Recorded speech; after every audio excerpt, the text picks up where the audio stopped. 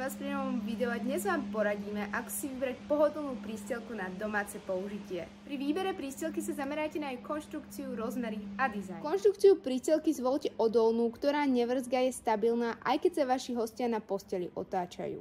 Premyslite si, či bude určená prístelka pre jednu alebo dve osoby. Podľa toho zvolte jej rozmery. Dizajn prístelky je obzvlášť dôležitý, ak sa rozhodnete pre sofabed. Mal by sa hodiť do miestnosti a byť príjemný na pohľad.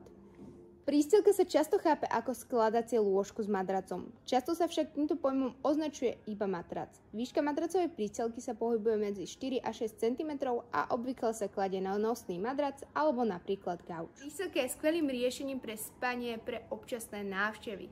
Avšak ak siahnete po kvalitnom kúsku, môže slúžiť aj na každodenné spanie. Sofabed je špeciálna rozkladacia pohovka. Jej výhodou je pohodlný madrac, ktorý môže mať výšku až 18 cm. Preto ponúkne rovnako kvalitný odpočinok ako štandardná posteľ. Môže mať veľkosť 1 aj dvojlôžka.